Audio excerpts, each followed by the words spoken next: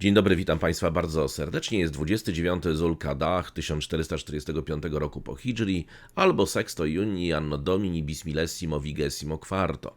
Proszę Państwa, dziękuję Państwu za wsparcie na Patronajcie, to po pierwsze, witam nowych patronów. Po drugie, dowiedziałem się, że wolicie Państwo jednak, żeby ogłoszenia były na początku, w związku z tym będą na początku. Postaram się, żeby były maksymalnie krótkie. Dziękuję wszystkim rysownikom, którzy się do mnie zgłosili. Przyznam, że w tak wielkiej liczbie, że gdybym tylko skorzystał z części Państwa prac, mógłbym założyć jakąś dużą galerię sztuki. I to naprawdę z bardzo pięknymi rysunkami. Także już z niektórymi z Państwem prowadzę w tej chwili dialog, także pewnie wkrótce już nie będę marudził o nowe. Znaczy już na pewno proszę, żeby się nowe osoby nie zgłaszały, bo pewnie nie będę w stanie nawet odpowiedzieć. Naprawdę to są już ponad 100 osób się do mnie zgłosiła, więc staram się odpowiadać, no przynajmniej tym, których kreska mi po prostu się podoba. Więc naprawdę bardzo, bardzo serdecznie dziękuję i też nie przypuszczałem, że tylu rysowników nie ogląda. Hejterom wiadomo co w co, naturalnie Romani ite domum, prawda, to nie zapominajmy. Proszę Państwa, zaczniemy dzisiaj znowu niestety od kronik Bulandy. No tak sytuacja wymusza. Ja zakładałem, ponieważ nagrywałem wczorajszy odcinek, nie wiedząc o tym, co opublikuje Onet, w związku z tym muszę się jeszcze tylko odniosę, ale odniosę się już tylko i wyłącznie w sposób prześmiewczy. To znaczy ta sytuacja, pomimo tego, że jest tragiczna, to szczególnie reakcja rządu nie zasługuje na poważną odpowiedź, tak? To tutaj możemy tylko i wyłącznie sobie pożartować z tego, bo to na poważnie tego traktować absolutnie nie można. Znaczy, po pierwsze to jest tak, jeśli chodzi o te zmiany, które są na granicy planowane i to, co w tej chwili się wydarzyło, proszę Państwa, to jest coś, co prawdę powiedziawszy, kraj taki jak Bulanda, czyli gdzieś położony w dorzeczu Nilu Niebieskiego, gdzieś i to tak na początku Nilu Niebieskiego, to jest tak, że w takich krajach, nawet krajach takich właśnie jak Rwanda, Burundi, Kongo, Demokratyczna Republika Kongo, już nie mówiąc o Czadzie czy Burkina Faso, to jest także próba zaatakowania strażnika na granicy. To jest jeden z bardziej najprostszych sposobów popełnienia samobójstwa. Co prawda ten strażnik rzeczywiście może być tak, że tego kałasznikowa to tak naprawdę on jest tak zardzewiały, że go się nie uruchomi w prosty sposób, chyba że na jakiś pych. Natomiast jak już się uruchomi, to tam będzie strzelał, dopóki mu się amunicja nie skończy. No dobrze, ale powiedzmy sobie, że jesteśmy w krajach bardziej cywilizowanych, w związku z tym przejdźmy do państwa położonego w Palestynie, które w 2016 roku, w związku właśnie z tym, że byli głównie strażnicy graniczni wtedy i policjanci atakowani kamieniami, procami, fajerwerkami, koktajlami Mołotowa i generalnie oni natomiast mogli z drugiej strony używać, no właśnie, siebie jako żywe tarcze, to zmieniono prawo w ten sposób, że dostali możliwość użycia broni i co więcej, użycie broni było jakby podstawową opcją, czyli mogli to wybierać jako opcję podstawową. Oczywiście to nie jest też wzór cnót obywatelskich, więc idźmy dalej na granicy tureckiej, żeby daleko nie szukać. Już w 2016 roku na niektórych odcinkach zaczęto instalować automatyczne systemy ogniowe, które po prostu w momencie, kiedy ktoś przekraczał linię, te druty, prawda, graniczne, płot graniczny, przedzierał się przez niego, po prostu automatycznie otwierały ogień. I jakby nie słyszałem o tym, żeby Turcja została wyrzucona z jakiejś organizacji międzynarodowej. Każde państwo ma prawo do obrony swojej granicy tak, jak potrafi. No nie każdy potrafi, jak się okazuje. W związku z tym, natomiast czytałem również bardzo ciekawą dyskusję, zresztą nie polską, i tam jest bardzo taka pewna idea, która mi się bardzo spodobała, ja bym ją też zaproponował zrobić. No jeżeli to jest tak, że nawet mając pełne prawo do użycia broni, naszych żołnierzy się gdzieś tam skuwa w kajdankach i dostają zarzuty, co najważniejsze, bo to, że prokuratura prowadzi w sprawie, prawda, czynności wyjaśniające po każdym użyciu broni, jak najbardziej to jest jej zbójeckie prawo, jak najbardziej może to robić i powinna nawet to robić, żeby znowu tam się nie pojawiła alternatywa dla strzelnic, chociażby na granicy. Natomiast w momencie, kiedy oni jeszcze dostają zarzuty, no to ja mam propozycję w takim razie, żeby być już konsekwentnym. Znaczy ustawmy tych żołnierzy tam na tej granicy, pomalujmy je w biało-czerwone pasy, tak od góry do dołu, będą po prostu elementem wyposażenia granicy, prawda? Takie mobilne słupy graniczne. Ewentualnie możemy ich jeszcze wyposażyć w jakieś transparenty, na przykład witamy wszystkich, albo do Berlina tylko x tam set kilometrów, albo nie wiem, dziś do grabienia wioska ta a ta, bo tamtą poprzednią właśnie odbudowujemy i tak dalej, i tak dalej. Co więcej, jeszcze widziałem jakieś takie elementy dyskusji, gdzie ktoś właśnie napisał, że no przecież jakby zmienić te przepisy, bo trzeba pamiętać, Państwa, że zmiany wymagają, znaczy gdybyśmy policzyli to w zdaniach, to prawdopodobnie 5 zdań zmienionych w aktualnych przepisach to jest akurat nie jedna ustawa i w kilku artykułach.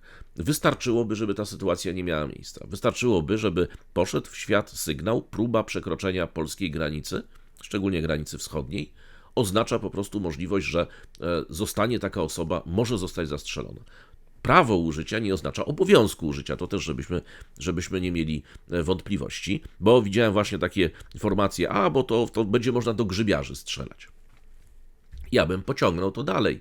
To znaczy, że teraz rosyjskie służby specjalne i białoruskie w tych swoich ośrodkach szkoleniowych, gdzie ćwiczą nie tylko tych migrantów, czy te bandy, które próbują przekroczyć siłą granicę, ale również przecież swoich własnych żołnierzy i dywersantów, którzy będą kiedyś forpocztą potencjalnego i spodziewanego ataku na Polskę, to teraz oni ich ćwiczą tak, słuchajcie. Jak podejdziecie do granicy, to krzyczcie od razu grzybiarze, grzybiarze.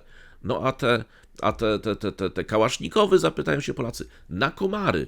No a dlaczego was aż 300?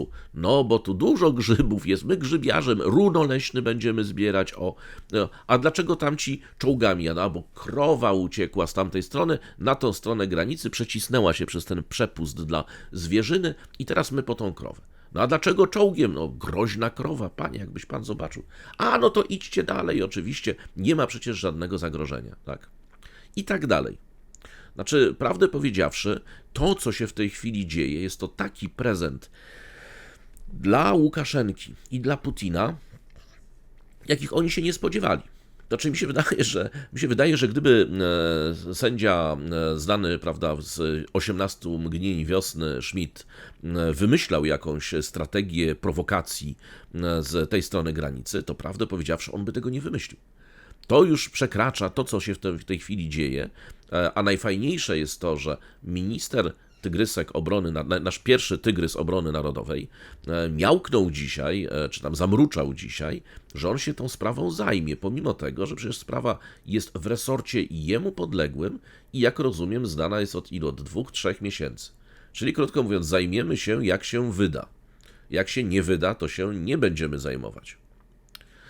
Więc no, tego naprawdę dowcipy o Sztyrlicu nie obejmują aż takiego zakresu absurdu, no ale jak rozumiem powstanie całkiem nowa wersja tych dowcipów.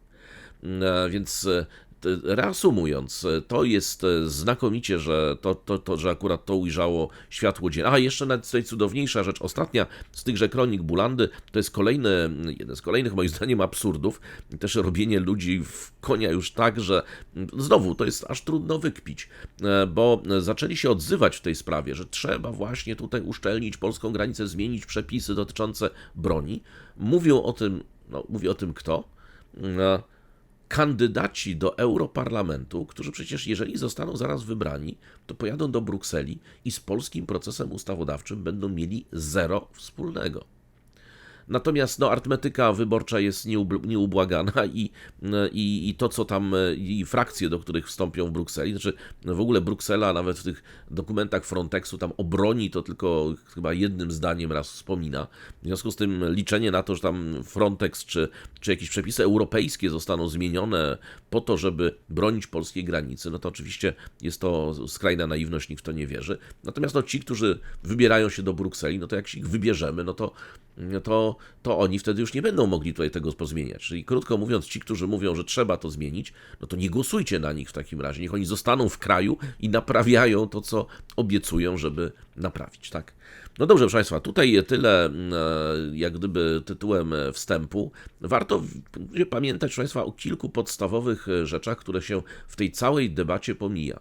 Po pierwsze, wszyscy rządzący nami, jak jeden mąż, od pewnego czasu powtarzają, że wojna z Rosją jest nieuchronna, w każdym razie zbliża się wielkimi krokami.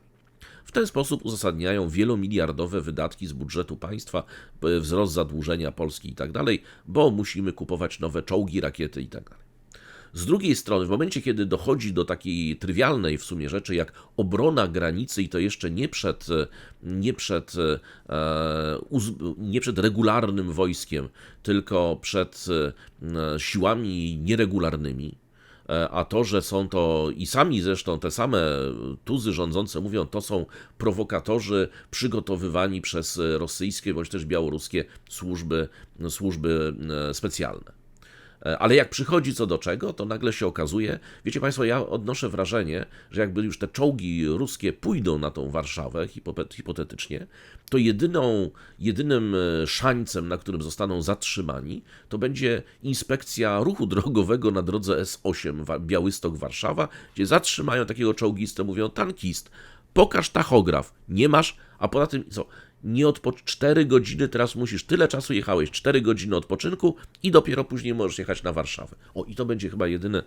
A potem nacisk tam na oś masz za duży, prawda? Musisz zapłacić sztraf, prawda? Dodatkowy, no tak właśnie. No i tutaj na chwilę zatrzymamy tą kolumnę, bo to będzie chyba jedyny sposób, a wszyscy inni będą, ewentualnie jeszcze jak, no powiedzmy grupa Speed, prawda? Która tam jeździ bardzo często, czarnymi BM-kami, będzie mogła tam wjeżdżać im na tym ruskim, prawda, transporterom, czy przypadkiem prędkości nie przekroczy. No Polska jest krajem tego typu absurdów, że z jednej strony mówimy, tak, to jest agresja, tak, to są działania hybrydowe, tak, to są grupy specjalnie nawet szkolone, przygotowywane do przedzierania się na granicę. A jak przychodzi co do czego, to żołnierzom nie wolno strzelać, funkcjonariuszom wolno przyjmować ciosy i być, wiesz Państwo, no to może im w takim razie albo to właśnie na biało-czerwono ich pomalować jako te słupy graniczne, albo po prostu niech standardowym elementem munduru stanie się po prostu tarcza strzelnicza, no, żeby sobie tamci z drugiej strony mogli rzutkami, prawda,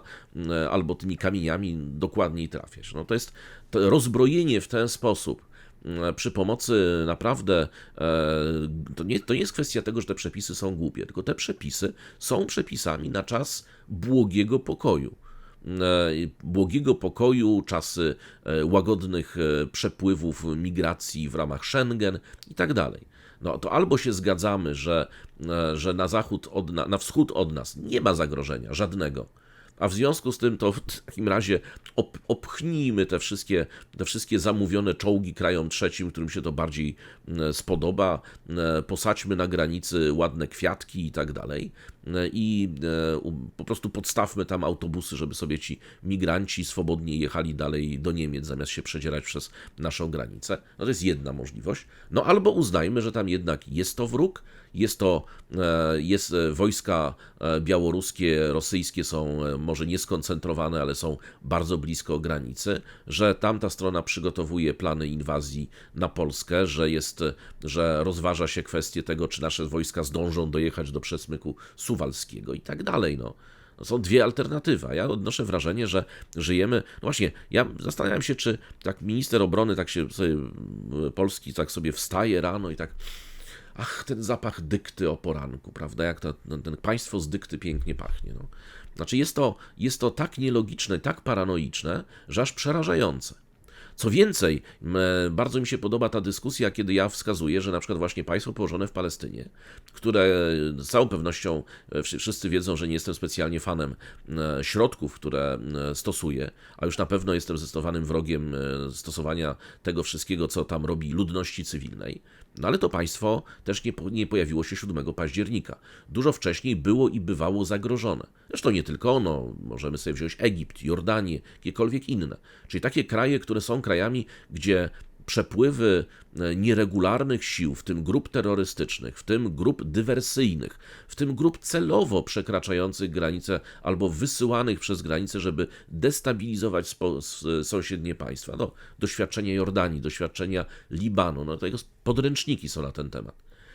Więc tutaj wszyscy ci, którzy z jednej strony mówią tak, państwo położone w Palestynie ma prawo się bronić, a teraz jak ja przywołuję przykład właśnie tego, że tam mogą używać po prostu broni w przypadku ataku przez granicę czy na granicę, nawet jeżeli atakujący nie używają, na przykład używają kamieni, no to to nie można tutaj, bo to niehumanitarne. To tam jest humanitarne, tu jest niehumanitarne. No, humanistyczne, proszę państwa.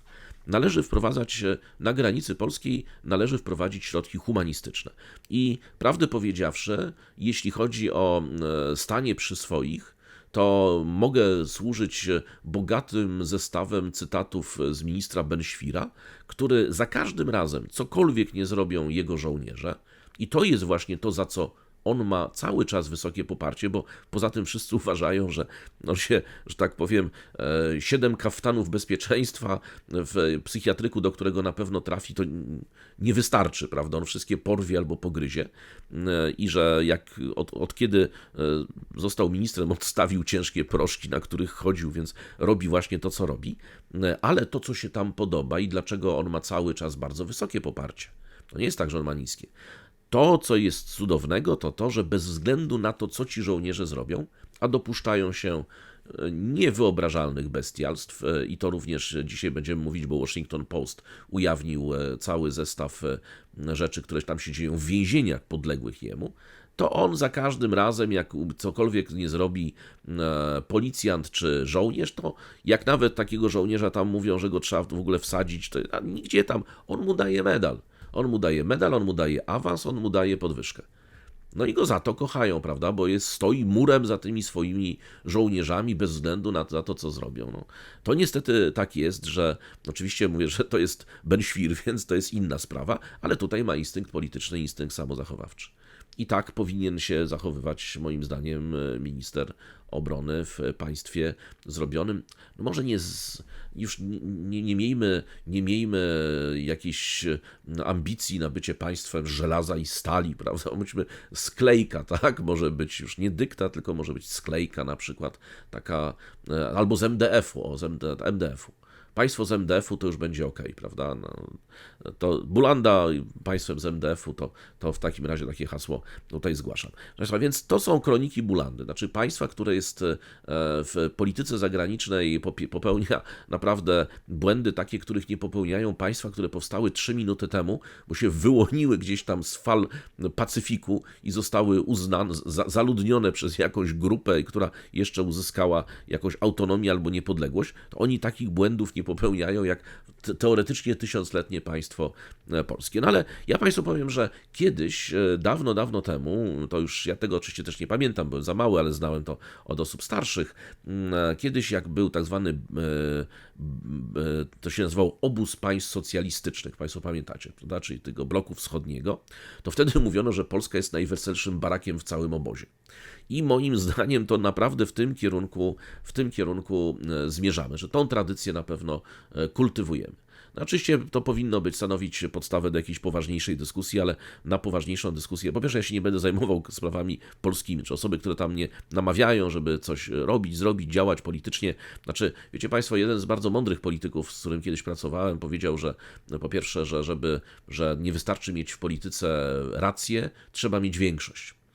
No więc to jest wielkie nieszczęście właśnie polityki demokratycznej, że tak niestety jest. To większość będzie decydowała, to po pierwsze, a po drugie ja wolę zajmować się sprawami międzynarodowymi. No natomiast to też jest sprawa międzynarodowa. Znaczy komunikat, który się jeszcze po tym dzisiejszym ujawnieniu tego wszystkiego przez dziennikarzy i dobrze, że w ogóle ujawnili, i też nie sądzę, żeby przypadkowo, że przed samymi wyborami, prawda, to też chyba nikt nie ma wątpliwości.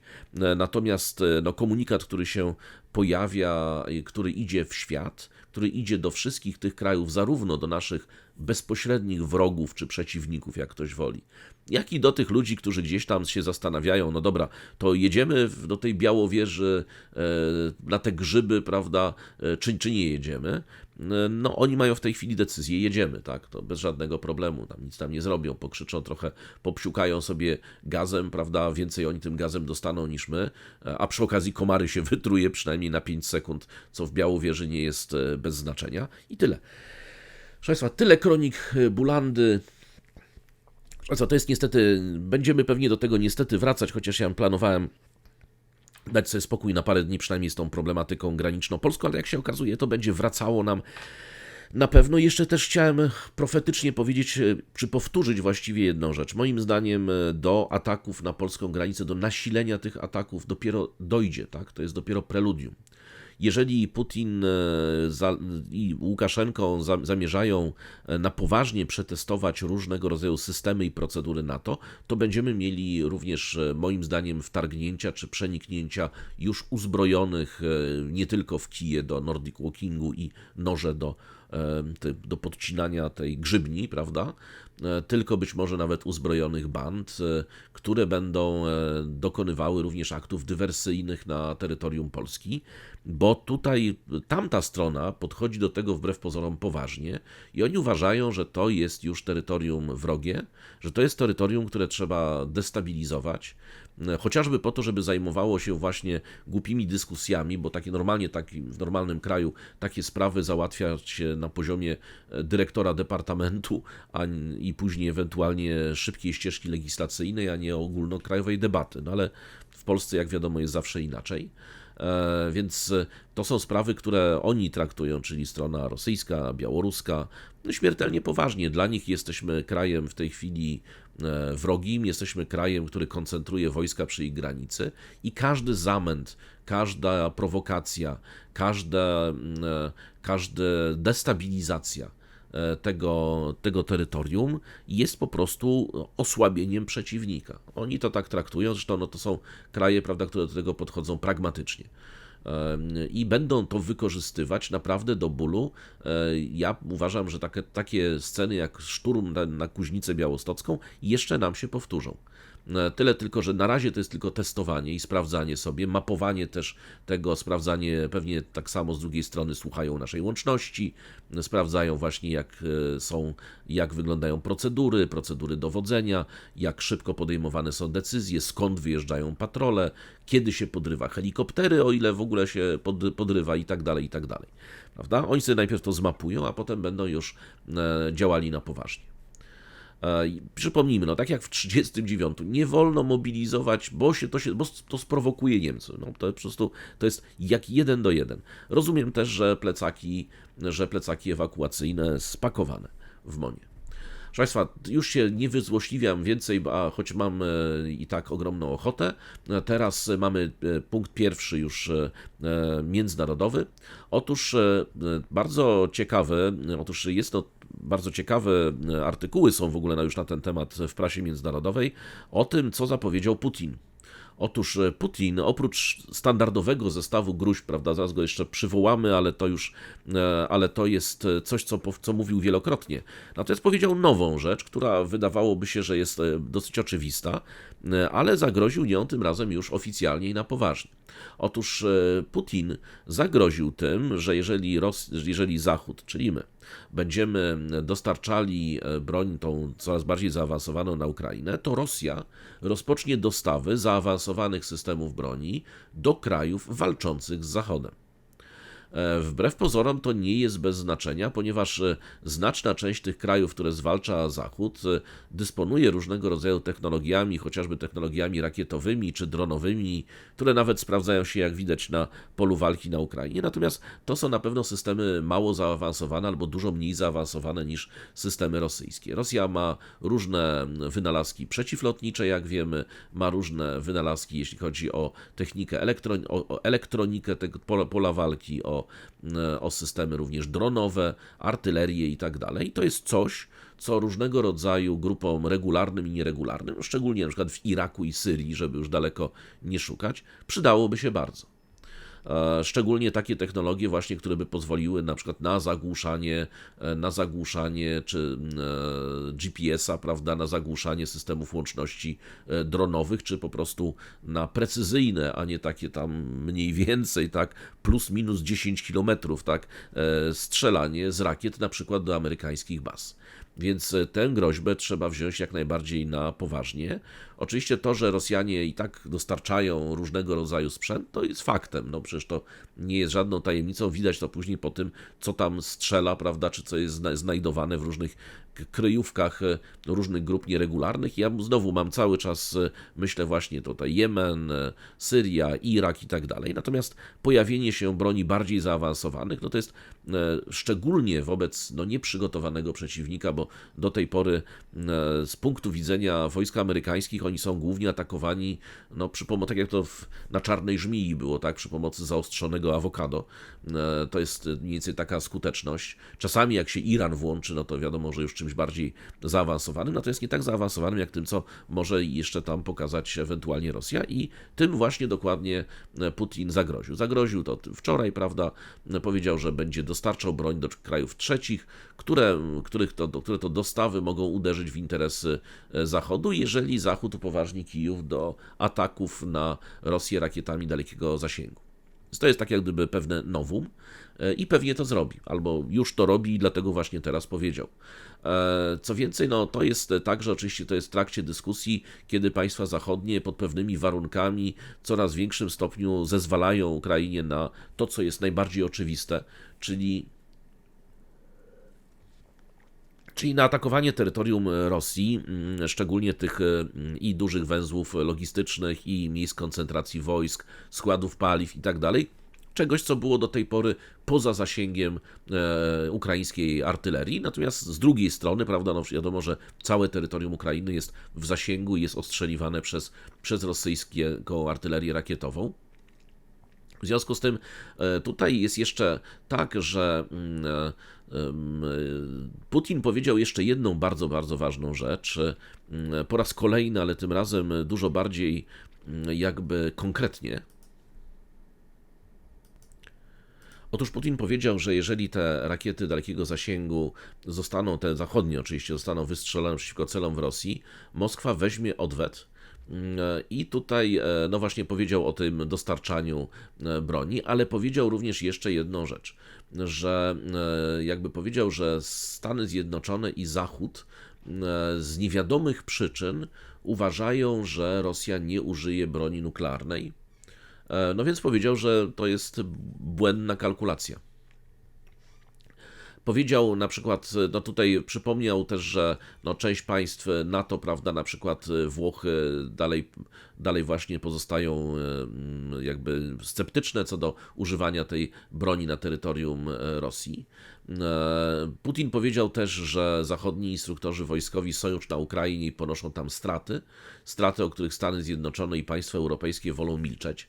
To jest w ogóle jak gdyby oś rosyjskiej propagandy od bardzo dawna, natomiast jak do tej pory, ponieważ tam już od początku przecież wojny mówiono o prawie polskich dywizjach, które tam walczą, jakoś nie udało się jak na razie wziąć do niewoli, ani też wykazać, prawda, na tym polu walki, bo tych rozbijanych kolejnych dywizji, to jacyś tam ludzie giną albo są brani do niewoli, więc jakoś ani razu się nie udało tego udowodnić, ale to zawsze fajnie brzmiało w rosyjskiej propagandzie. Znaczy to akurat nie było wymierzone specjalnie w nas, to bardziej było wymierzone w Ukraińców, prawda, chodziło o to, że proszę bardzo, Ukraińców to byśmy czapkami nakryli, ale z drugiej strony to walczą przeciwko nam wojska natowskie, więc stąd właśnie nie wygrywamy tak szybko, jakbyśmy mogli.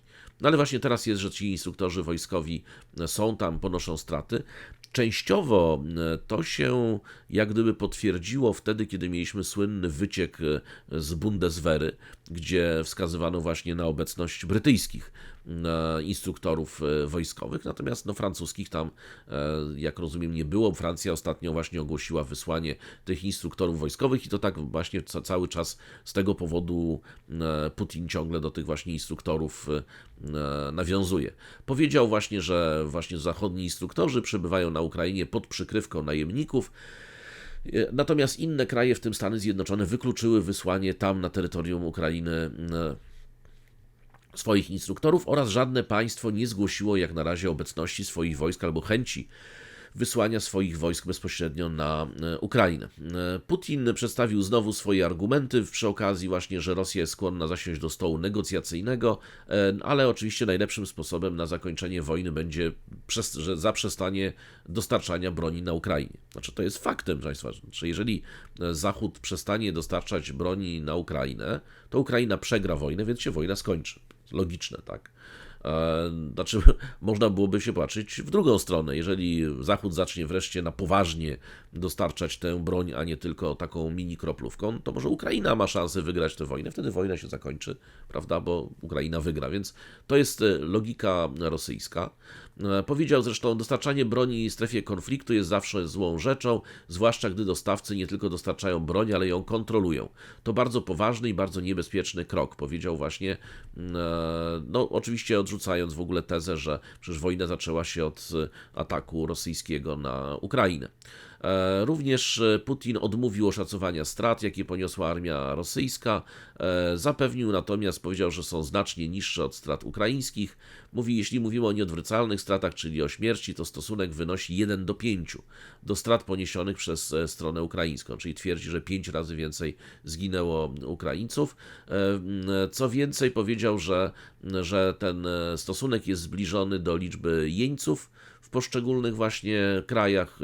Według niego w Rosji przetrzymuje się około 6,5 tysiąca ukraińskich żołnierzy, a 1300 mniej więcej 1350 przetrzymywanych jest na Ukrainie. Powiedział również właśnie, no oczywiście warto przypomnieć, tak, że sprawa tego, ilu tak naprawdę zginęło i zostało rannych, jest ścisłą tajemnicą. Obie strony, jeżeli już podają jakieś liczby, to te liczby są takie zupełnie fantastyczne prawdopodobnie.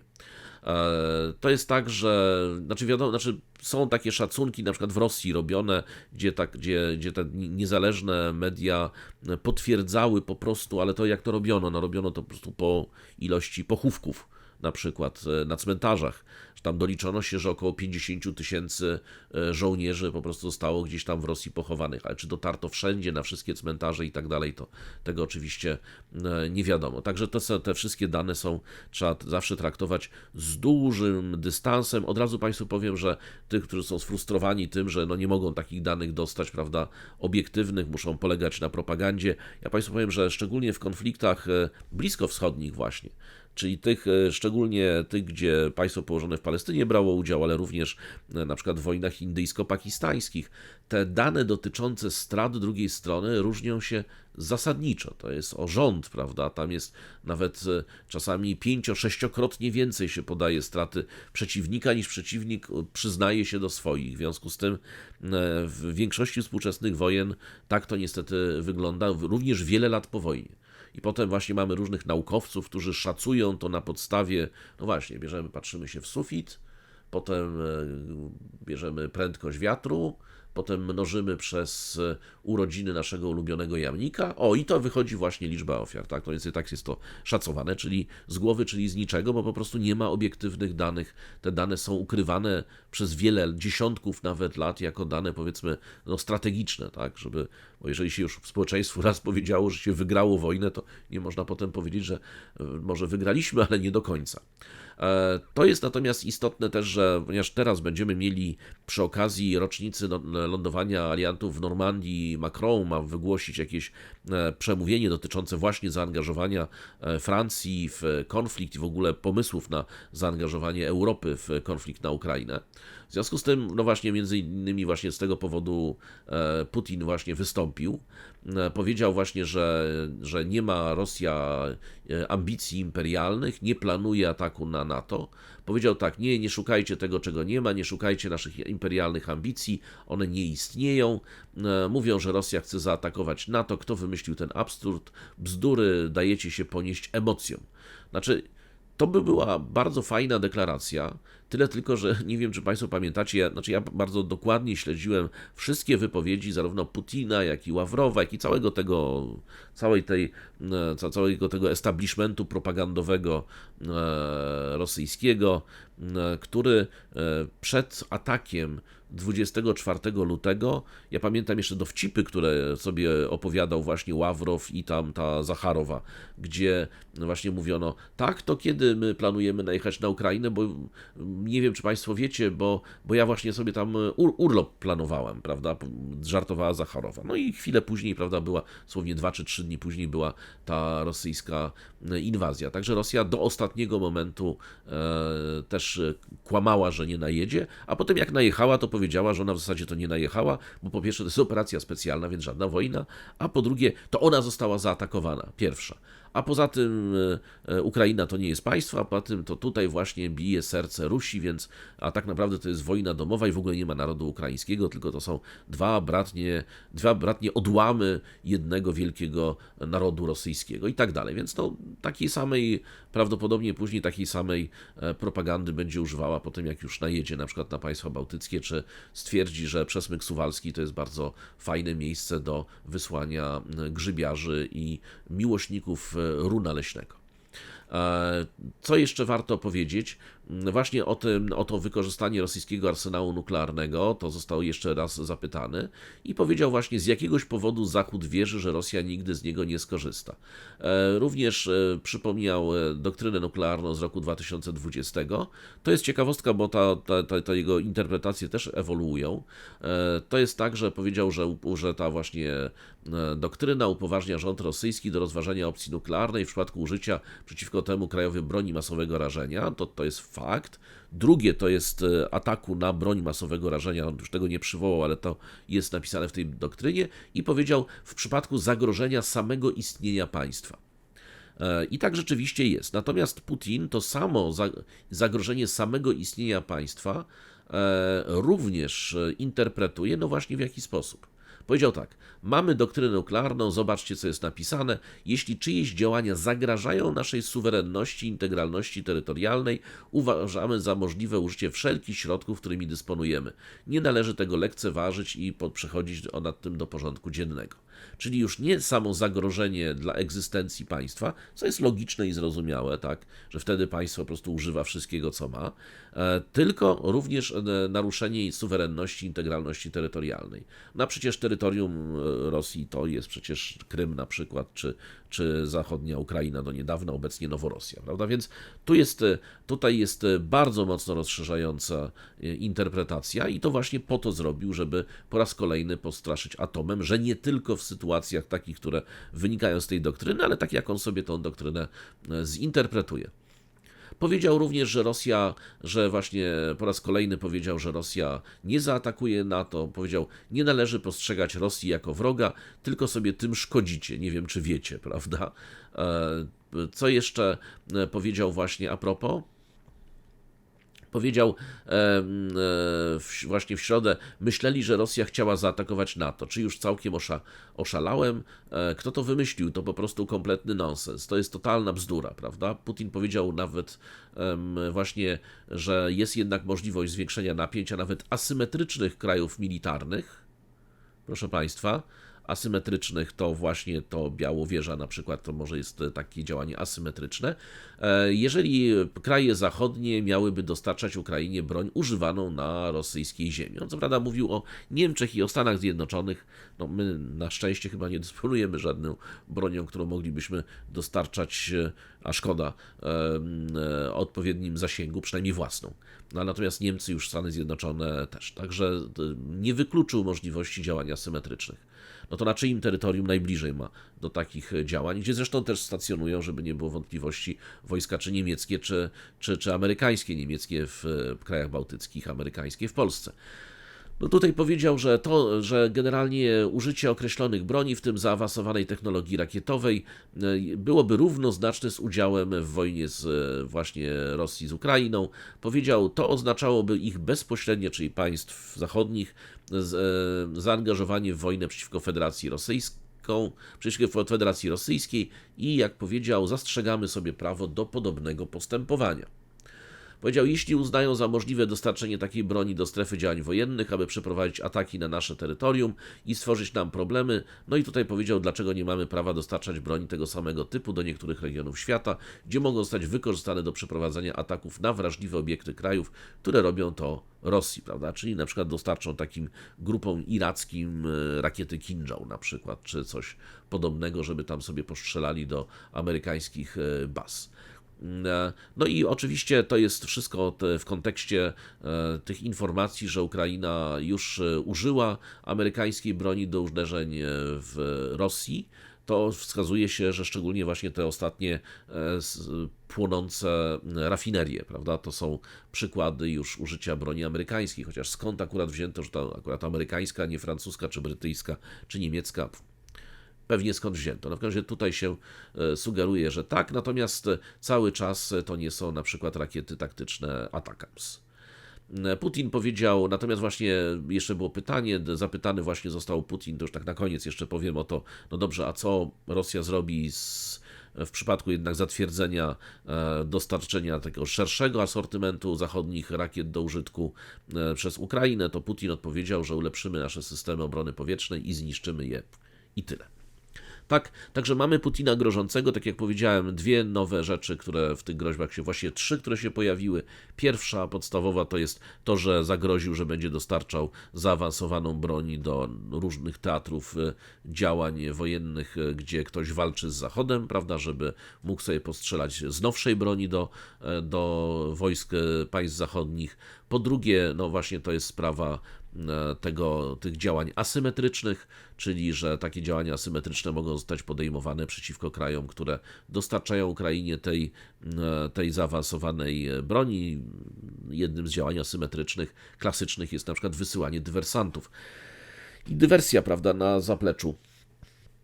To jest coś, czego tutaj próbowano w Polsce z niewiadomych przyczyn. Jakoś podpalanie budynków, hal to ruscy agenci, a wysyłanie band przez granicę to już grzybiarze i miłośnicy przyrody, prawda, którzy gdzieś tam z tymi lornetkami, za jakimś czyżykiem na przykład rzadkim, który właśnie przeleciał nad drutami i oni za nim tak chcieli, a tutaj ludzie, którzy nie mają takiego serca do przyrody, prawda, próbowali im w jakiś sposób przeszkodzić. Dobrze, proszę Państwa, to jest temat drugi, będziemy na pewno do tego wracać, to nie jest temat, który się zakończył, no ale to są właśnie, przepraszam, zapomniałem oczywiście, no i ta trzecia, najważniejsza groźba Putina, no to jest oczywiście ta nowa interpretacja jego doktryny nuklearnej, co prawda ona odbiega bardzo daleko od litery, natomiast Putin uważa, że jest to jak najbardziej uprawnione wtedy, kiedy zostanie naruszona integralność terytorialna i suwerenność, a nie tak, jak jest powiedziane w doktrynie Federacji Rosyjskiej, że jest zagrożony byt, prawda, państwa. Dobrze, proszę Państwa, mamy kolejny temat. Kolejny temat to jest temat, który zresztą zapowiadałem Państwu, że go omówię, ponieważ niedawno mieliśmy skazanie Donalda Trumpa, właściwie to na razie uznanie go za winnego, a wyrok dopiero będzie 11 lipca. Natomiast sam fakt, prawda, skazania go już, to co tam dostanie, czy w zawiasach, czy nie w zawiasach, jest na razie wtórne. Demokraci przed tym werdyktem ostrzyli sobie zęby. Pamiętam takie dyskusje jeszcze kilka miesięcy temu, prawda? Nie martwcie się, Trump polegnie na sali sądowej, mamy na niego i tak dalej. No więc powstaje pytanie, i właśnie ja też wtedy je zadałem, jaki tak naprawdę wpływ będzie miało to skazanie na elektorat w ogóle. Znaczy elektorat generalnie, na elektorat Trumpa, Bidena, również na ten elektorat w tych swingujących, prawda, czyli tych zmieniających zdanie Stanach. No więc, proszę Państwa, zrobiono kilka przynajmniej sondaży, między innymi taki na próbce 2000 wyborców, którzy właśnie wzięli udział w badaniu New York Timesa i Siena College. I tutaj wskazano, że Biden wydawał się nieznacznie zyskiwać w następstwie skazania Trumpa. To jest tak, że w czasie pierwszego wywiadu w kwietniu i maju ta sama grupa faworyzowała Trumpa mniej więcej 3 punktami, podczas gdy w tym tygodniu, uwaga, popierała go tylko 1 punktem, czyli ta przewaga Trumpa spadła do 1 punkta procentowego z 3 punktów procentowych. Natomiast wskazano, że generalnie Trumpa 93% wyborców Trumpa, którzy w poprzednim badaniu powiedzieli, że go popierają go nadal. I to w pełni, co zresztą pokazuje, że ten elektorat jest bardzo, bardzo odporny na tego typu działania. To nie jest elektorat mocno niezdecydowany. Natomiast 7% to są ci, którzy stwierdzili, że nie, bądź też być może nie. To jest tak, że przypomina się, że w ostatnich sondażach Biden prowadzi lub jest o 2 punkty wyżej od Trumpa w Stanach i w okręgach, tych, które dają 270 głosów elektorskich wymaganych do wygrania prezydentury. Natomiast właśnie potencjalnie kluczowa część byłych zwolenników Trumpa, te 3%, powiedziała, że poprze Bidena, a kolejne 4% twierdzi, że jest obecnie niezdecydowanych. Natomiast to jest tak, że ta zmiana dotyczy, według tego badania, które tutaj jest przywoływane przez New York Times, młodych, niebiałych, niezaangażowanych wyborców o poglądach demokratów, którzy zapewniali Trumpowi prowadzenie we wczesnych sondażach. To są notabene spośród osób, które wcześniej powiedziały, że głosowały na Bidena w 2020, ale głosowałyby na Trumpa w 2024, prawda? To 1/4 stwierdziła, że zamiast tego pozostanie przy Bidenie. To są wyborcy, którzy nie lubią obu kandydatów, których nazywa się podwójnymi hejterami. Są szczególnie właśnie narażeni na odejście od Trumpa. Ogólnie rzecz biorąc, Trump stracił ponad 1/5 tych podwójnych hejterów, którzy go kiedyś wspierali. Ta grupa uciekinierów była mniej więcej porówno podzielona między przejściem do Bidena, a stwierdzeniem, że są w tej chwili niezdecydowani. Wyborcy niezaangażowani politycznie będący obszarem właśnie wzrostu dla Trumpa. W ostatnich sondażach najprawdopodobniej przesuną się z Trumpa na Bidena, ale tu już tego nie widać, znaczy nie wynika to bezpośrednio z tego sondażu. Co więcej, ustalenia właśnie, o których pisze New York Times, wskazują, że elektorat jest niespokojny, ma bardzo wielu niezaangażowanych wyborców, którzy mogą zmienić zdanie w nadchodzących miesiącach. To jest tak, że 8% respondentów odpowiedziało inaczej niż podczas poprzedniej rozmowy 8 tygodni temu. Nawet Biden zachował jedynie 96% swoich zwolenników, przy czym 1,5% tych byłych zwolenników stwierdziło, że poprze teraz Trumpa, pomimo wiadomości o jego skazaniu. Czyli mamy płynący elektorat znaczy jakby będący źródłem tego płynącego elektoratu są obaj kandydaci, a nie tylko i wyłącznie Trump. To jest tak, że jeszcze wskazano, że wielu wcześniej wycofanych zwolenników, właśnie, bo to jest taka ciekawostka, która się pojawiła i to chciałem Państwu zwrócić uwagę, że ten wyrok wydany na Trumpa, i to zresztą chyba wynikało, to można było też obserwować w mediach społecznościowych i taką naprawdę zdecydowaną postawę zwolenników Trumpa, którzy do tej pory mówili, że na przykład raczej nie będą głosować, ale są zwolennikami Trumpa. To 18% w tej chwili powiedzieli, że prawie pewne, że będą głosować, tak? Czyli z takiej pozycji niezdecydowany, czyli popieram, ale nie pójdę do głosowania, teraz nagle mówią popieram i pójdę zdecydowanie do głosowania. Czyli ta mobilizacja wokół Trumpa, prawda, tego skrzywdzonego męczennika i tak dalej, znaczy ten efekt się tutaj właśnie pojawia. Czyli mobilizacja wokół sztandaru wobec oblężenia przez wrogie siły. Tak? Natomiast odwrotnie teraz u Bidena tylko 3% tych osób, które mówiły do tej pory, że popierają Bidena, ale nie pójdą do wyborów, to teraz 3% stwierdziło, to pójdzie do wyborów i zagłosuje na Bidena, czyli 18% z niezdecydowania przeszło do Trumpa, 3% do Bidena. Wszystko oczywiście po tym skazaniu. Co więcej, natomiast ten niewielki ruch w stronę Bidena, ale jednak bardzo niewielki, jest zasadniczo zgodny z wynikami innych badań. Na przykład jest Reuters Ipsos teraz, gdzie po wyroku 10% republikanów stwierdziło, że zmniejszyło się ich przekonanie, czy prawdopodobieństwo, że będą go wspierać jesienią.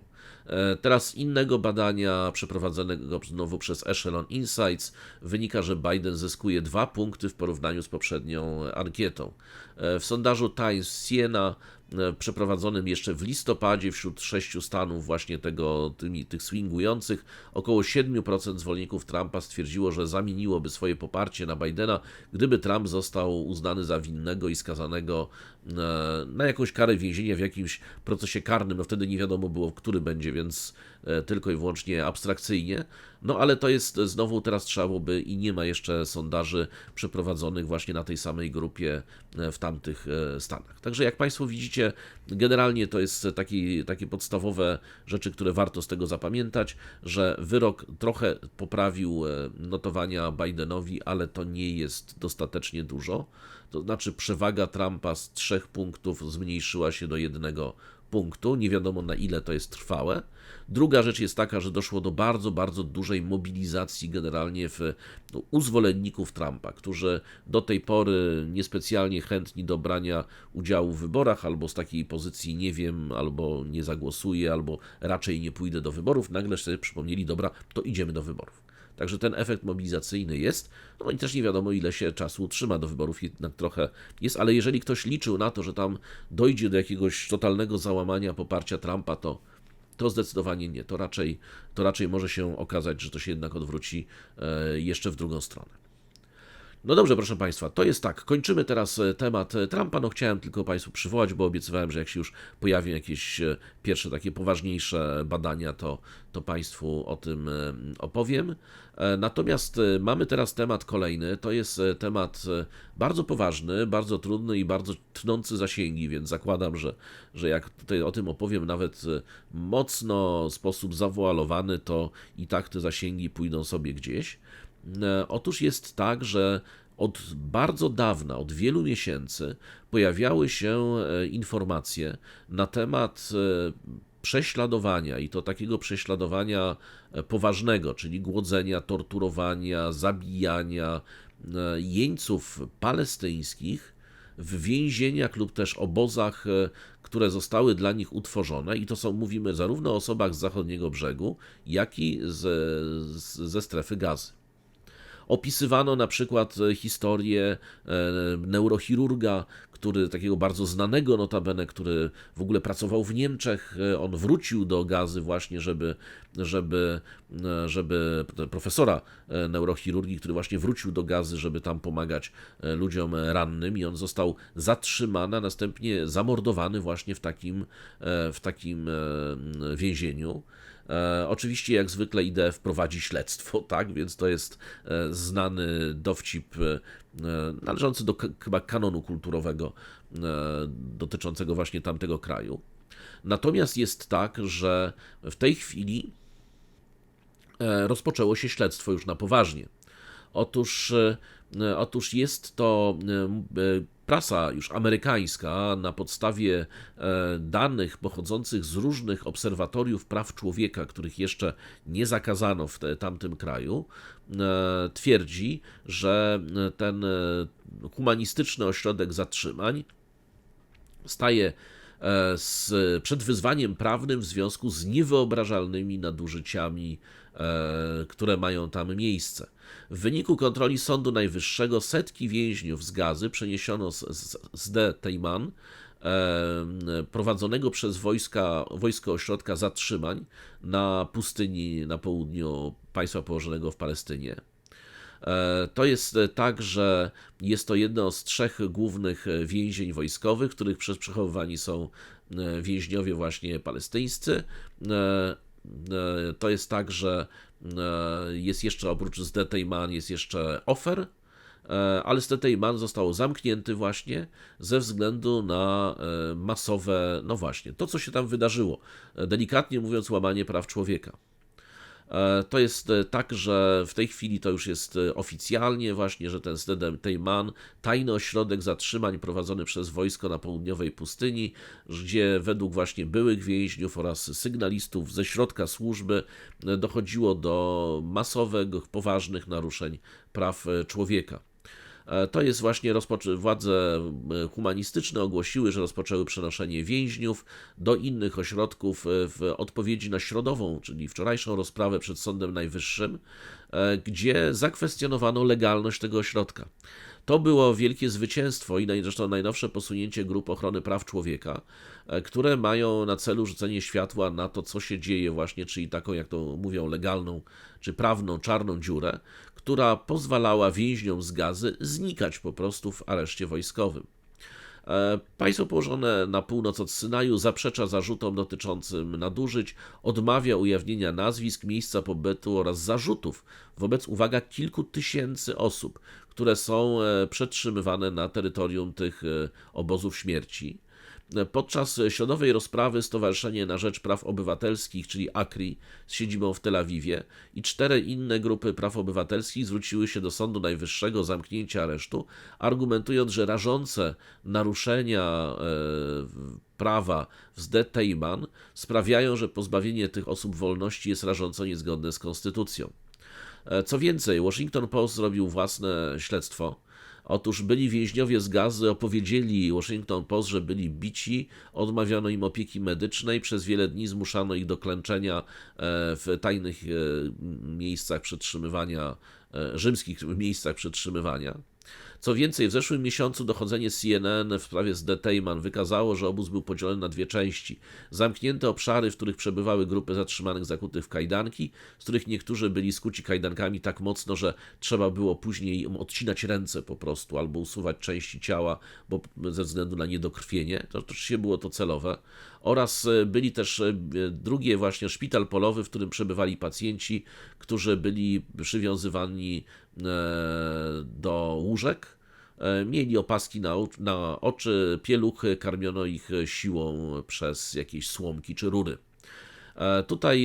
Tutaj w ACRI właśnie przed sądem stwierdziło, coraz więcej zeznań obnaża niewyobrażalne nadużycia w Sde-Teiman, operacje bez znieczulenia, długotrwałe unieruchomienie w bolesnych pozycjach prowadzące do amputacji, wielodniowe zawiązywanie oczu nawet podczas leczenia i korzystania z toalety, zmuszanie więźniów do noszenia pieluch, dotkliwe bicie i tortury. Uwaga, proszę Państwa, tutaj nie mówimy o jeńcach z humusu, tutaj mówimy o wszystkich zatrzymanych. To jest tak, że radio wojskowe tamtego kraju podało w poniedziałek, że żandarmeria wojskowa wszczęła śledztwo w sprawie śmierci, uwaga, 48 Palestyńczyków, w których większość zmarła w areszcie lub w drodze do tego aresztu. Ten ośrodek Sde-Teiman powstał w następstwie zeszłorocznych ataków humusu, żeby przetrzymywać więźniów z Gazy w formie aresztu administracyjnego lub pozbawienia wolności bez procesu, zgodnie z daleko idącą ustawą o tzw. nielegalnych bojownikach. Więźniowie nie są klasyfikowani jako jeńcy wojenni, w związku z tym nie mają żadnych, podkreślmy, żadnych praw. Prawnicy z tych organizacji ochrony praw człowieka oświadczyli w środę, że Sde-Teiman miało należeć do ośrodka przyjęć, dochodzeń i wstępnej sortowni, w której będą przetrzymywani zatrzymani jedynie przez krótki czas, przed przeniesieniem ich do innych miejsc i zostanie przywrócony jak gdyby ten ośrodek do pierwotnego przeznaczenia. To jest tak, że prokurator stanu właśnie Aner Hellman powiedział sądowi, że około 700 Palestyńczyków zostało już przesiedlonych do obiektu wojskowego Ofer na okupowanym zachodnim brzegu, a 500 zostanie przeniesionych w nadchodzących tygodniach. Hellman powiedział też, że w ciągu 3 dni państwo poinformuje o statusie dodatkowych 200 więźniów pozostających w Sde-Teiman. Tutaj właśnie jedna z prawniczek, prawda, ACRI, pani Roni Pelli, cytowana przez Washington Post, mówi, wygląda na to, że rozumieją, że to, co robili do tej pory, nie może być kontynuowane. Jeśli ośrodek detencyjny nie spełnia warunków międzynarodowego prawa humanitarnego i prawa tamtokrajowego, nie można w nim przetrzymywać nawet jednej osoby przez 1 dzień.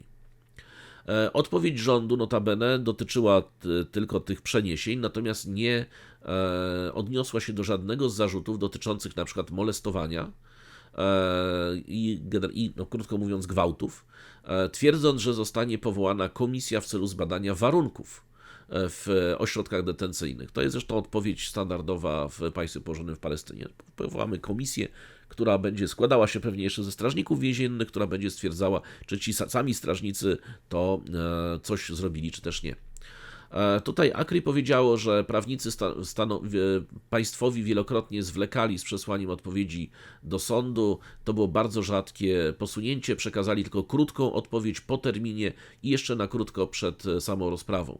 Iż to nie jest sytuacja normalna, ponieważ tak naprawdę nie odpowiedziano przed sądem na żaden z argumentów właśnie tych grup ochrony praw człowieka. Ale to nie jest jeszcze wszystko. Jak się okazuje, Biały Dom, który zainterweniował i w ogóle dlatego czytamy o tym w prasie amerykańskiej. Pewnie bez tego czytalibyśmy tylko właśnie gdzieś po jakichś internetowych kontach, które oczywiście podważano by ich wiarygodność i tak dalej.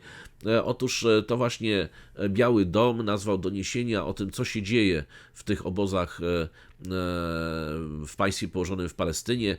Powiedział, że są głęboko niepokojące i bardzo niepokojące, prawda? Czyli mamy dwa elementy drabiny eskalacyjnej. Wiecie Państwo, niepokojące, bardzo niepokojące, głęboko niepokojące. Drugi i trzeci poziom.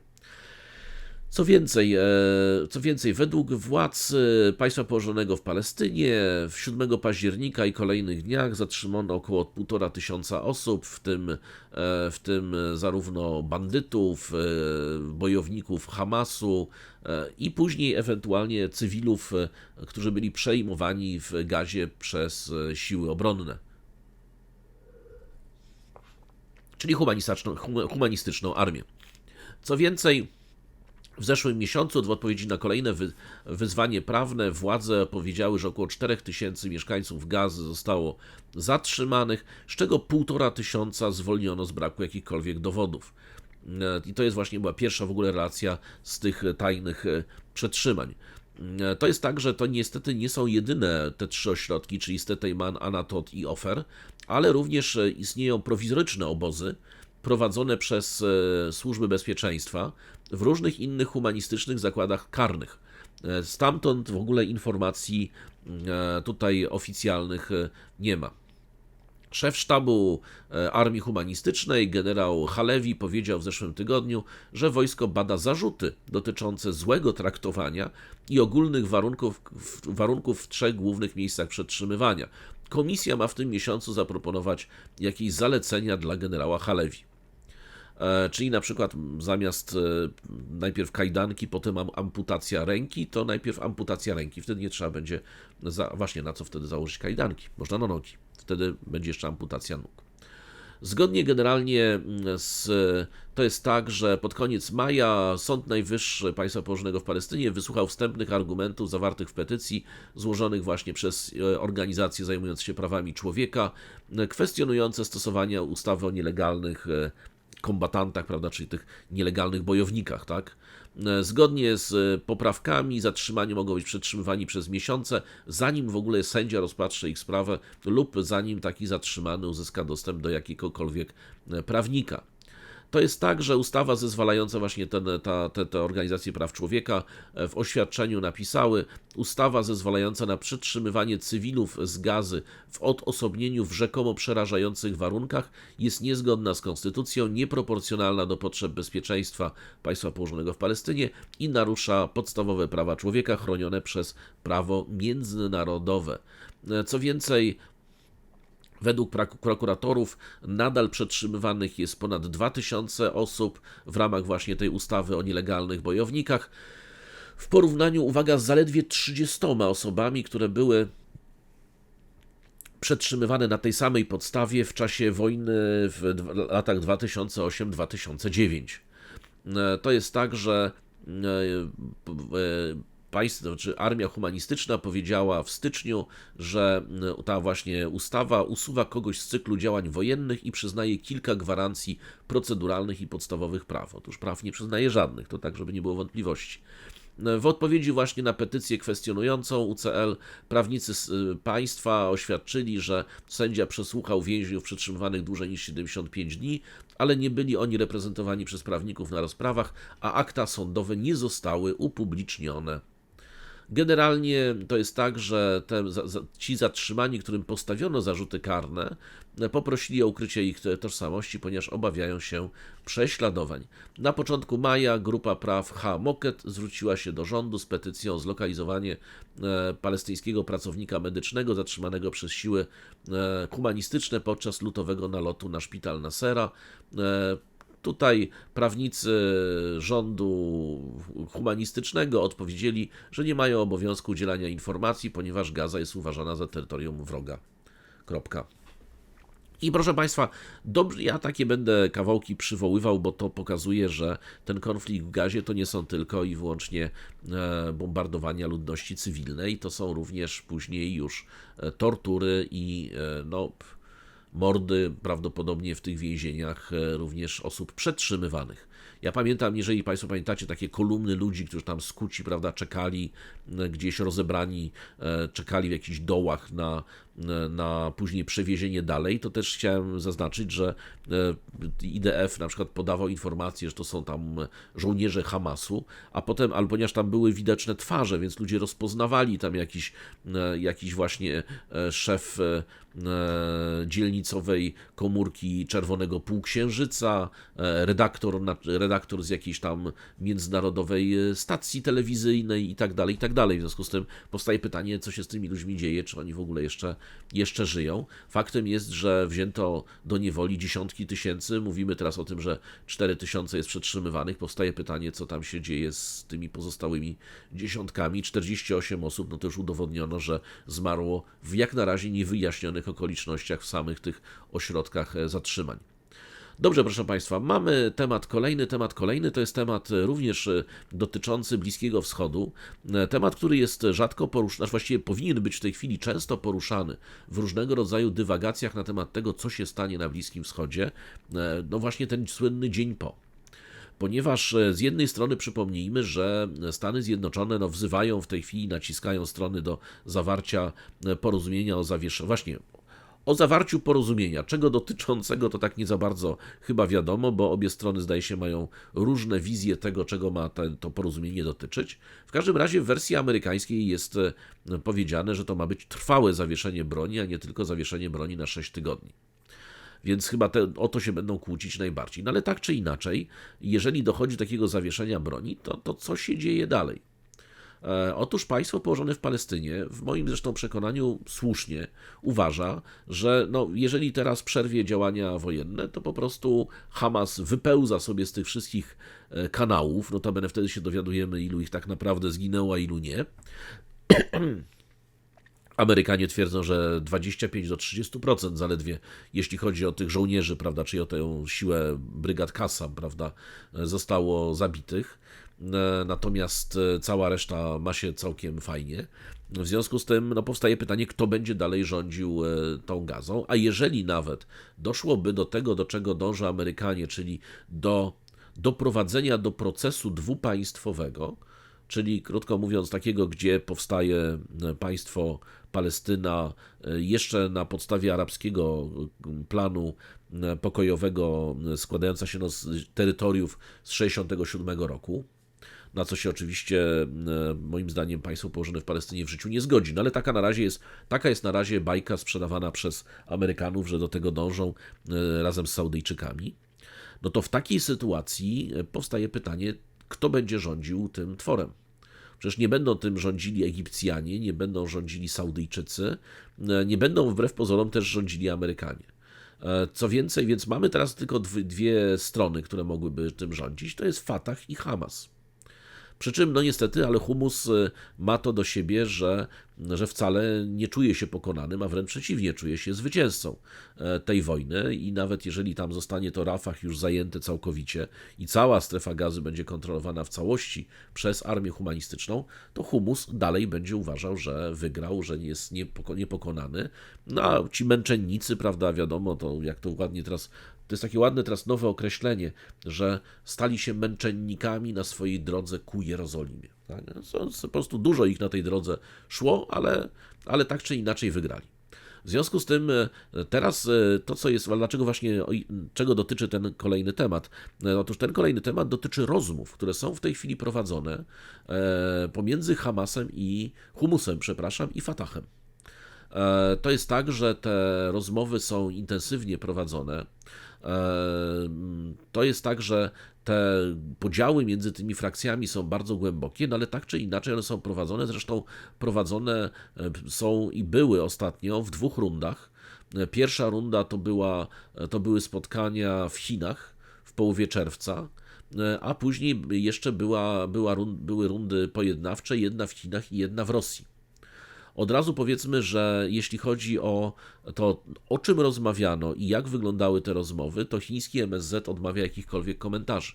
W związku z tym wszystkie informacje o tym, co tam się ewentualnie dzieje, pochodzą albo ze źródeł po prostu bezpośrednio palestyńskich, zresztą najczęściej od dziennikarzy tureckich, ponieważ Turcja ma duży wpływ na Humus, bo uznaje Humus za organizację narodowo-wyzwoleńczą, więc mają tam jak gdyby swoich ludzi i swoich informatorów. Notabene na przykład Anadolu czy Daily Sabah powołuje się tam na 5 czy nawet 6 informatorów, kiedy omawia właśnie te kwestie.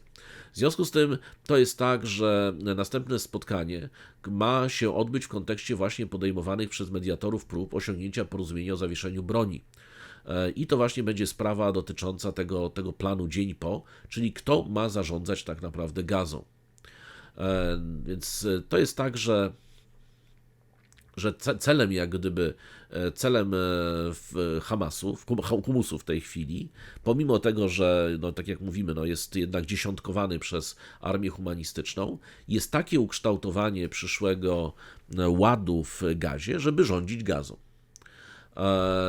To jest tak, że Humus powiedział, że nie może być częścią żadnego uznanego na arenie międzynarodowej rządu terytoriów palestyńskich, gdy walki w enklawie się skończą, czyli zdają sobie sprawę z tego, że nie zostaną uznani, no ale tak czy inaczej będą chcieli w jakiś sposób się przy tej władzy utrzymać. A w związku z tym tutaj właśnie jednak chce, żeby Fatah zgodził się na nową technokratyczną administrację dla zachodniego brzegu i Gazy.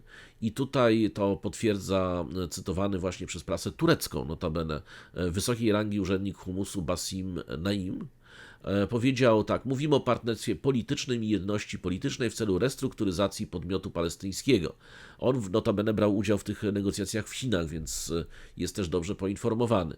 Niezależnie od tego, czy Humus jest w rządzie, czy poza nim, nie jest to główne żądanie ruchu i nie uważa tego za warunek pojednania. No i pomimo tego, że Jehonatan powiedział, że celem wojennym jest zniszczenie Humusu, to ruch ten po pierwsze jest powiązany, jak wiemy, z Bractwem Muzułmańskim, jest głęboko zakorzeniony w społeczeństwie palestyńskim, ale nie tylko, bo ma swoje właśnie wpływy w Egipcie, w Turcji i wielu innych krajach, gdzie Bractwo Muzułmańskie legalnie lub też nielegalnie działa.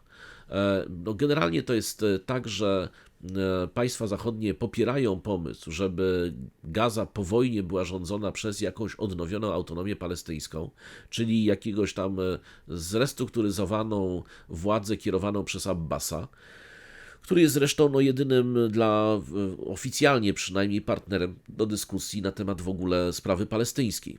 Natomiast czy władza w Ramallah, prawda, jest uznawana międzynarodowo.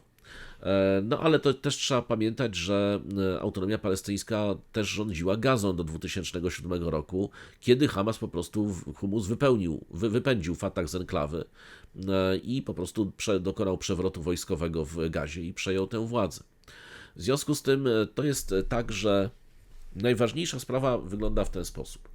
Po pierwsze, frakcje są oczywiście głęboko podzielone, jeśli chodzi o kwestie ideologiczne, relacji do państwa położonego w Palestynie, jak gdyby wizji przyszłego państwa, wizji w ogóle państwowości i tak dalej. Co więcej, oczywiście wiadomo, że Fatah oskarża i zawsze oskarżał Humus o bycie kolaborantem państwa położonego w Palestynie, no ale ostatnie wydarzenia, prawda, czyli to, co się po 7 października wydarzyło, ja zresztą Państwu o tym opowiadałem, no to sobie w ten sposób Humus jak gdyby zatarł tą część życiorysu, przynajmniej w percepcji masowej, prawda, Palestyńczyków. Trzeba też przywołać jedną bardzo słuszną kiedyś tezę, którą właśnie notabene to właśnie Humus, a nie Fatah przywoływał, że tak naprawdę te wszystkie organizacje, czyli Humus, Fatah, nawet szerzej OWP, nie reprezentują wszystkich Palestyńczyków, że tak naprawdę, żeby mówić o państwie palestyńskim, o jakiejś jednolitej reprezentacji palestyńskiej, trzeba byłoby stworzyć rodzaj jakiegoś kongresu narodowego, który by obejmował nie tylko właśnie takie frakcje polityczne, ale na przykład reprezentantów emigrantów, czyli tych 5 milionów, którzy mieszkają jako uchodźcy w różnych krajach. To jest jednak potężna grupa, która w ogóle nie ma żadnej reprezentacji, no bo część oczywiście z nich jest tam zwolennikami Fatahu bądź Hamasu, to wiadomo, że to w Libanie szczególnie się lubią strzelać do siebie co jakiś czas w tych obozach, czy lubili kiedyś przynajmniej, natomiast znaczna część tej reprezentacji nie ma. I dopiero taki rząd jedności, czy jakaś kongres narodowy mógłby próbować wyłonić jakąś wspólną reprezentację palestyńską. No, tego też Fatah nie chce, bo Fatah wie, że wtedy zostałby całkowicie zmarginalizowany, tym bardziej, że Humus jest popularny, prawda, jako ten, który walczy o wolność, prawda, a Fatah jest uznawany przez znaczną część społeczeństwa palestyńskiego za kolaborantów. Oczywiście żadnych badań, prawda, się w tej chwili nie prowadzi, tak? Żadne tam Ipsosy, prawda, nie biegają wśród ruin Gazy, no ale prawdopodobnie ten trend jeszcze sprzed samej wojny jest utrzymywany. Warto też powiedzieć, że w ogóle sam Fatah nie jest, znaczy ma za złe Humusowi to, że właśnie Humus pomógł państwu położonemu w Palestynie tak jak nigdy się do tej pory to nie zdarzyło, ponieważ doprowadził do tego, że dał pretekst do pacyfikacji Gazy i być może w ogóle do trwałej aneksji strefy Gazy. Z drugiej strony Humus uważa, to też warto powiedzieć, a już szczególnie właśnie wiadomo też, że tak twierdzi Jahja Sinwar, czyli ten, który tam siedzi w Gazie, gdzieś tam w bunkrze, że dzięki temu atakowi z 7 października i temu, co się wydarzyło, no co prawda ponieśli ofiary, ale rzeczywiście Palestyna jest w tej chwili osią jak gdyby całej polityki międzynarodowej, praktycznie całego świata i zresztą wielu konfliktów, tutaj wojen. No tak, to się właśnie stało, tak. Znaczy to jest faktem, że wcześniej sprawa palestyńska to była taka sama sprawa jak zawsze właśnie Nagorny Karabach, Palestyna, tam jeszcze i kilka innych takich konfliktów zamrożonych, które sobie tliły się gdzieś, ale jak gdyby rutynowo się do tego przechodziło. Tak? Ktoś tam znowu kogoś, prawda, zastrzelił, ktoś w kogoś rzucił kamieniem. W tej chwili, czyli po 7 października, wszyscy mówią o Palestynie, tak naprawdę mamy zaangażowany w to Jemen, Syrię, Irak, prawda, Iran, praktycznie wszystkie kraje zachodniej Europy gdzieś tam się pozycjonują wokół tego konfliktu. Rada Bezpieczeństwa ONZ zajmuje się praktycznie co chwila sprawami palestyńskimi, czyli to się oczywiście jak najbardziej sprawdza.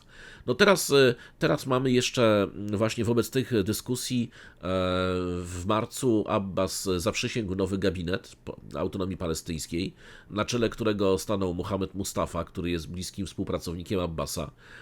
On notabene nadzorował poprzednią odbudowę Gazy podczas poprzedniej kadencji rządu, czyli latach 2013-14. Większość w gabinecie jest to technokraci, no ale znowu właśnie Abbas został oskarżony przez Humus o działanie jednostronne, prawda, i że tam Humus jak gdyby nie ma swoich ludzi w takim rządzie. Inny wyższy rangą urzędnik zaznajomiony właśnie, czy anonimowy, zaznajomiony z warunkami rozmów Fatahu dotyczącymi właśnie Chin, powiedział, że Humus uznał rolę Organizacji Wyzwolenia Palestyny i zobowiązał się do przestrzegania porozumień podpisanych przez OWP, czyli również postanowienia z Oslo.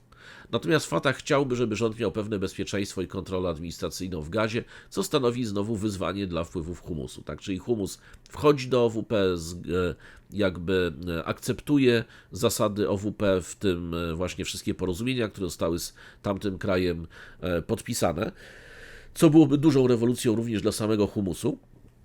A w drugą stronę OWP chce sprawować kontrolę nad Gazą, czyli tam, gdzie Humus znowu się czuje silny i wie o tym, że jeżeli tylko się zakończy zakończą się działania wojenne, to on tam po prostu wróci. Zresztą, co zapowiada też Yahoo Natan, prawda? On mówi, że przerwanie w tej chwili działań wojennych oznacza, że humus tam wróci. No tak, bo to tak dokładnie to na pewno będzie wyglądało. Znaczy na razie nie ma żadnej alternatywy dla humusu w strefie Gazy, gdyby się przerwało działania wojenne. No, urzędnik Fatahu Taysir Nasrallah powiedział, że Fatah postrzega humus jako część palestyńskiej tkanki narodowej, a także część tkanki politycznej. Tutaj konsensus jest niezbędny do zarządzania pomocą i odbudową w Gazie. Fatah dał jasno do zrozumienia, że nie wróci do Gazy na grzbiecie czy też na pancerzu humanistycznego czołgu, ale raczej pogodzony ze wszystkimi. No, generalnie to jest tak, że sondaż opinii publicznej przeprowadzony na zachodnim brzegu i w Gazie jeszcze w marcu pokazał, że humus cieszy się większym poparciem niż Fatah, a jego popularność jest wciąż dużo wyższa niż przed wojną. Generalnie te jeszcze wizyty w Chinach oznaczały właśnie bardzo silny dyplomatyczny impuls jeszcze dla humusu. No i generalnie mamy sytuację taką, że obecnie trwają cały czas rozmowy, chociaż one są bardzo trudne. I nad tym, jak teraz się przyjrzymy temu, czyli tej całej układance wewnątrz palestyńskiej, czyli tak, humus dużo mocniejszy, Fatah dużo słabszy, Fatah uznawany, humus nie. Humus chce rządu technokratów, ale takiego, na który będzie miał wpływ. Abbas nie chce po prostu w tym rządzie żadnych wpływów humusu, wiedząc o tym, że ten humus po prostu jest silniejszy i go tam w pewnym momencie ten rząd przejmie.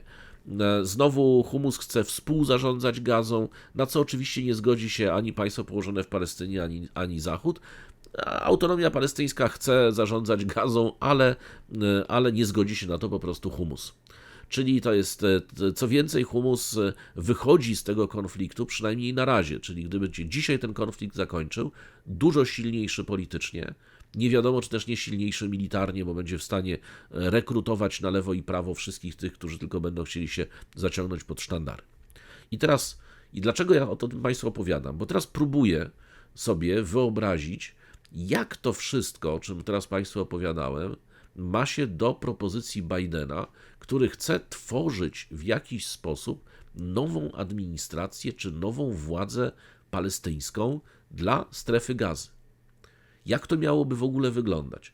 Przecież wiadomo, że każda władza, która nie będzie miała wsparcia ani Fatahu, ani humusu, będzie uznawana za władzę kolaboracyjną i to będą ludzie, którzy będą mieli, powiedzmy, perspektywę przeżycia jętki jednodniówki. Bo ich Hamas po prostu pozabija, będą zamachy na nich jako na kolaborantów i jeszcze na dodatek przy wielkim poklasku ulicy. Propozycje wprowadzenia różnego rodzaju sił pokojowych egipskich czy jordańskich. Po pierwsze, Egipcjanie ani Jordańczycy się nie zgodzą na to, żeby teraz ich rękami była prowadzona wojna z humusem, bo to się do tego sprowadza. Najgorsze w tym wszystkim jest to, że humus nie został pokonany i co gorsza, ten humus, jeżeli by dzisiaj się zakończyły działania wojenne, on sobie po prostu spokojnie z tych dziur wypełznie i przejmie znowu władzę administracyjną nad Gazą. Więc to jest sytuacja, chyba właśnie dlatego Amerykanie od początku mówią i wzywają Yahoo Natana, żeby powiedział, no dobra, co robimy dzień po. Bo nie zgodzimy się na to, żeby tych wszystkich ludzi stamtąd wypędzić i nie godzimy się na to, żeby tam była właśnie okupacja wojskowa.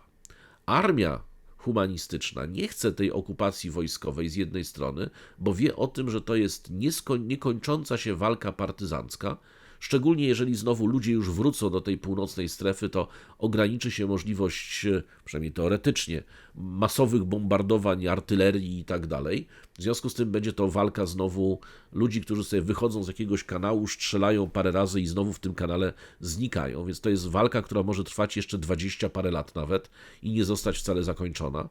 Tym bardziej, że będą cały czas rosły straty humanistycznej armii. Albo jest też możliwość taka, żeby rzeczywiście strefę Gazy podzielić na strefy, czyli zrobić z jednej strefy na przykład 3 albo 4, tak jak oni tam przeorali, prawda, poniszczyli te budynki, żeby zrobić takie pasy szerokie, na takiej zasadzie właśnie tej fragmentacji, żeby humus zwalczać w mniejszych trochę ośrodkach, żeby on nie był w stanie swobodnie się przemieszczać po terytorium całej strefy. No ale tak czy inaczej, to znowu nie odpowiada na pytanie, bo jeżeli to miało być tak, że to administracja państwa położonego w Palestynie miałaby administrować bezpośrednio, nie wiem, usługami cywilnymi, no to trzeba będzie tam zostawiać wielką armię, żeby ich chronić. Jeżeli to miały być jakieś władze kolaboracyjne, no to powstaje pytanie, kto je będzie bronił? Jeżeli Hamas nie, jeżeli Fatah nie. I tak dalej, prawda? Więc tutaj nie ma w tej chwili, ja dlatego o tym opowiadam, żeby pokazać, że nie ma w tej chwili żadnego dobrego rozwiązania, tym bardziej, że też trzeba pamiętać, że wieloletnia praktyka pomagania humusowi przez Jehonatana zakończyła się sukcesem. No jakby nie było, autonomia palestyńska jest słaba, autonomia palestyńska dobrze, że kontroluje zachodni brzeg i to ledwo kontroluje. Tym bardziej, że tam jest cały czas jej władza podkopywana właśnie przez różnych radykalnych osadników. No i mamy oczywiście pomysły jeszcze różne właśnie Smotricza i Ben-Świra, polegające na tym, żeby tamtych ludzi zacząć z tej Gazy wysiedlać.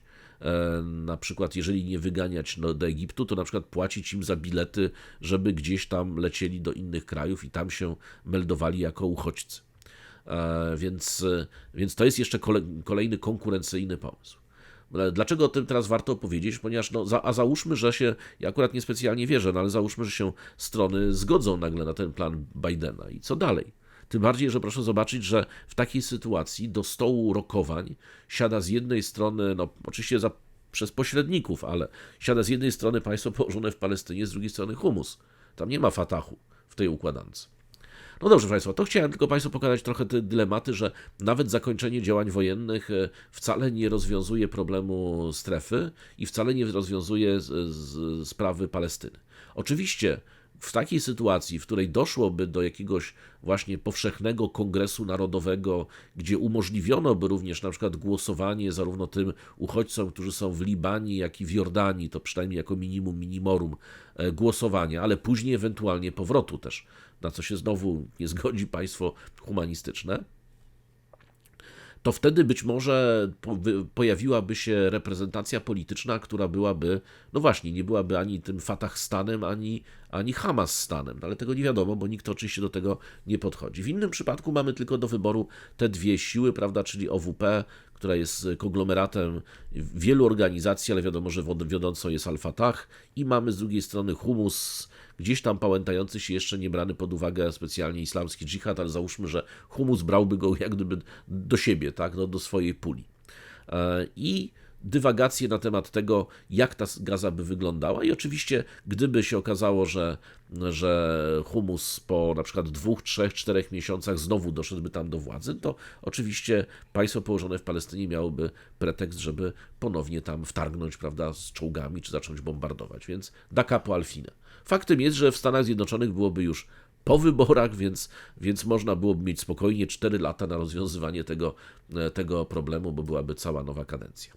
Dobrze, proszę Państwa, i to by było na dzisiaj na tyle. Dziękuję Państwu wszystkim bardzo, bardzo za uwagę.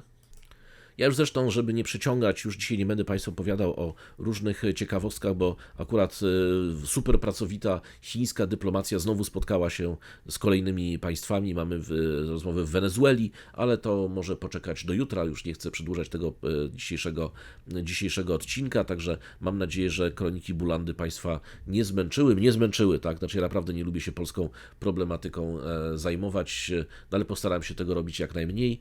Jeszcze raz namawiam Państwa do wspierania na Patronite. Dziękuję wszystkim. Zresztą w różne inne sposoby. Suppi, buymeacoffee.com, buycoffee.tu. Możecie Państwo też wspierać ten kanał po prostu klikając gdzieś tutaj na YouTubie. Jest taka możliwość, żeby wspomóc. To tylko dzięki Państwa pomocy po prostu ten kanał pozostaje kanałem niezależnym. Dziękuję jeszcze raz za uwagę i do zobaczenia do jutra. Last night, U.S. military forces carried out a series of airstrikes in Syria. 外部势力干涉台湾事务的 в Европе свое тактическое ядерное оружие. Мы договорились, что мы сделаем то же самое.